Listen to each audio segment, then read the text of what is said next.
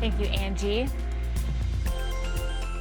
Well, from that historic indictment on the national level to a bombshell conviction hyper-locally, former L.A. County Supervisor and L.A. City Council member Mark Ridley-Thomas convicted by a jury on bribery and conspiracy charges.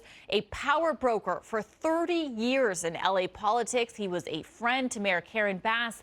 Ridley-Thomas is now the third council member convicted on corruption charges in recent years. Legal affairs journalist for LA Magazine, Megan Cuniff, joins us now. Thank you for joining us this morning, Megan. Thanks for having me. So you were in the courtroom for this historic moment, and Ridley-Thomas, we know that he took a risk when he decided to take this to trial. Describe the moment he learned he was guilty. It was definitely a dramatic moment. We'd all been in the courtroom a lot over the last few days for various questions from the jury. But when we got in there, it was pretty obvious this was not a question. This was the verdict, just from the body language of the attorneys and the way everyone was just kind of sitting straight ahead. And the judge did emphasize beforehand that she wanted no reaction to the verdict at all. And that was pretty well maintained. I think there was a lot of shock from his supporters' side, but the shock kind of quelled the auditory reactions that you might hear. And as prosecutors said afterward, this is a solid conviction for them on the two main counts, conspiracy and bribery.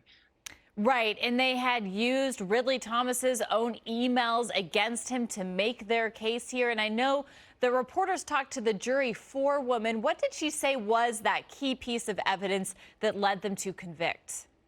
She said there was an email that Ridley-Thomas had sent Marilyn Flynn, the dean at USC, on May 3rd, 2018. It was actually sent at 10:20 p.m. that night, and it was regarding the $100,000 in campaign money that he had sent USC, and he wanted Marilyn Flynn to then send to United Way to fund his son's Sebastian New Policy initiative. It said that he found it necessary for her to act with dispatch regarding that transaction, and he wanted it in place so that Sebastian could hire his director for the new policy initiative by the 15th.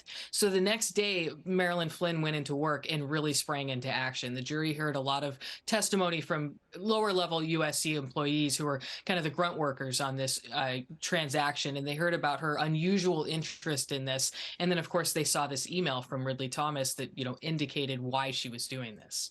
Well, you know what they say, Megan, always follow the money. So Ridley-Thomas's lawyers, they plan to appeal. They said that he was the victim of a sloppy investigation and a rush to judgment. But prosecutors have that trove of emails that revealed communications between him and that dean of social work at USC. But what does this moment really mean for LA politics?